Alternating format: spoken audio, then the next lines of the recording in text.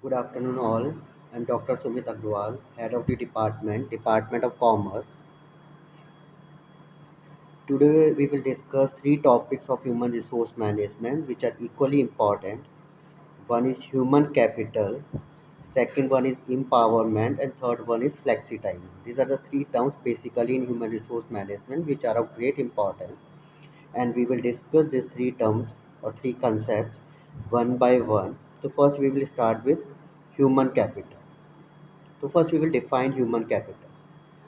So, what is human capital? Human capital is a measure of the skills, education, capacity, and attributes of the labor or the workforce which influence their productivity, productive capacity, and earning potential. So, basically, it's the skills and the education level and the capacity or attributes of the workforce working in an organization. Now, human capital can be individual human capital, the skills and abilities of individual workforce, as well as the human capital of the economy, the aggregate human capital of the economy, which will be determined by the national educational standard. So, individual human capital and the human capital as the aggregate. So, these are the two types of human capital. Now, what are the various factors which determine the human capital? So the first factor is skills and qualifications of the workforce. It is the most important factor which determines human capital, skills and qualification. What are the various skills and what are the various qualifications of the workforce in an organization? Second is education level of the workforce. How qualified? Qualification or the education level of the workforce.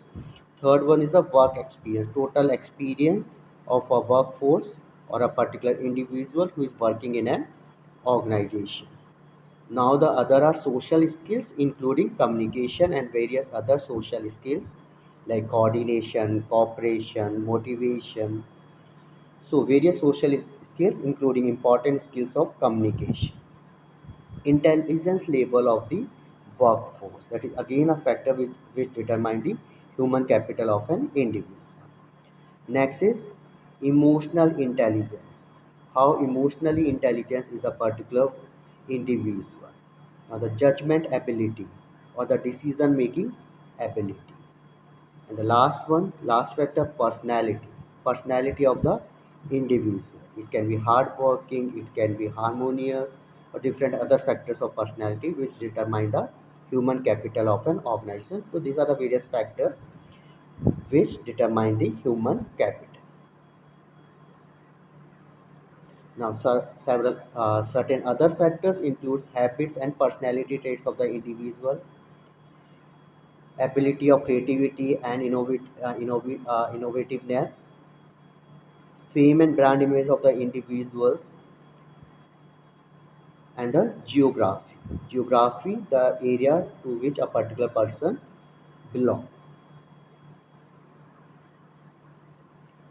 Now, so that is the human capital, one of the topic which is widely discussed in the human resource management, recently widely discussed in human resource.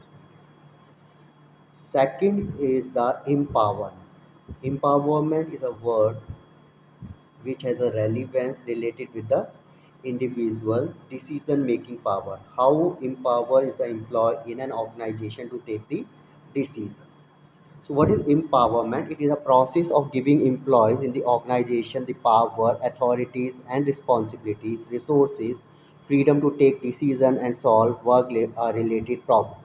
So, overall empowerment is basically giving authorities to the individual to take the decision.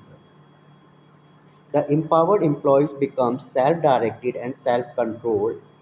Empowerment focuses on employees to make use of their full potential. So, empowerment, the basic motive is to make the employee empowered, and it makes them self-directed, self-controlled, and self-motivated to make use of their full potential. So, these are the various definitions of empowerment. Reports. defined, empowerment is viewed as a process, the mechanism by which people, organizations, and communities gain mastery over their lives. Sorry, over their lives. So basically, that is your empowerment, according to reports. According to Newstrom and Davis, empowerment is any process that provides greater autonomy through the sharing of relevant information and the provision of control over factors affecting the job performance. So Newstrom and Davis said that what is basically empowerment? It is a giving autonomy or the sharing of information to the employees working in an organization. According to Boer and Laurel, there are three types of employee empowerment. Suggestion involvement. First power empowerment is suggestion involvement. It represents a small shift away from the traditional control model. Employees are encouraged to contribute ideas through formal suggestion programs. They can only offer suggestions. The power to accept suggestions and implement those only depends on the management. So basically, here the role of employees to give suggestions. Whether the suggestion will be accepted or not, it will be decided by the top management, but they will provide suggestions for the betterment of the organization, and that is something called suggestion involvement empowerment. Second type of empowerment is job involvement empowerment. In this type of empowerment, the jobs are redesigned so that employees use a variety of skills. Employees believe their tasks are significant. They have considerable freedom in deciding how to do the work, that get enough feedback about their performance, and each handles a whole identified piece of work.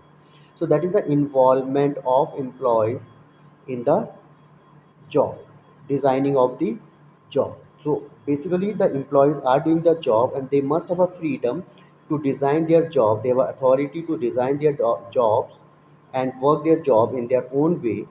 So that is something called job involvement empowerment. Now the third type of empowerment is high involvement empowerment.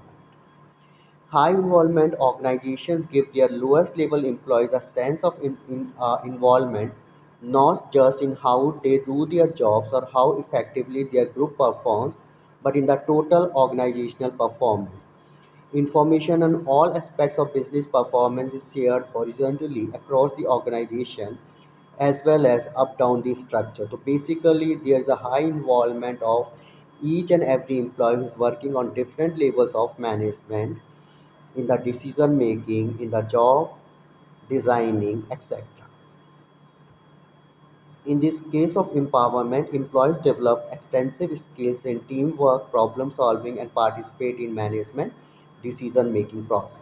So every decision making process, there is a high involvement of each and every level of management, and they are giving autonomy and freedom to provide their to take their decisions. So that is your high involvement in power. Now the last topic of today's lecture is flexi time. What is flexi time? As the name suggests, flexi time is a system whereby employees contract to work a specific number of hours a week but are free to vary the hours of work within certain limits. This concept was first developed in 1967 when the West German Research Organization introduced the concept, and within a short span of time, it had spread throughout the Western Europe.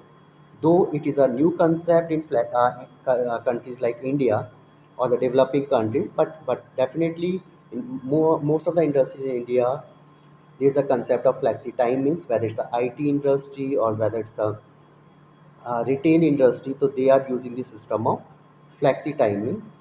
For example, what is flexi timing? If there is a total working hour for a day is 8 hours, so the 8 hours is the working hour of the employee in the organization. Now the employee is free whether he is working from 10 to 5 or for 11 to 6. So that is something called flexi time.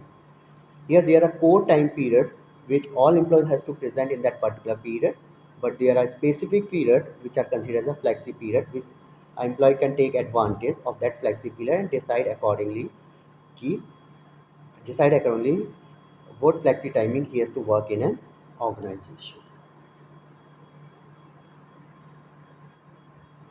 Now, what are the advantages of flexi timings? So, flexi timings help in employee retention. Flexi timing result in increased employee satisfaction and which result into the employee retention and lowering down the employee turnover in an organization. It also helps in high productivity, allowing employees to choose their work hours, increase their commitment towards the organizational goals, which in turn boost the productivity of the organization. Larger window of client communication. With different team members coming in at different time, it becomes easier to communicate with the clients at different time zones. Like most of the customer care offices, they are working on this flexi time concept. So few employees are working from morning to evening, few from evening to night. So there are different shift systems, and there is a flexi time system, which is not only increasing the productivity of the organization and the morale of the employees, but also increasing the client satisfaction.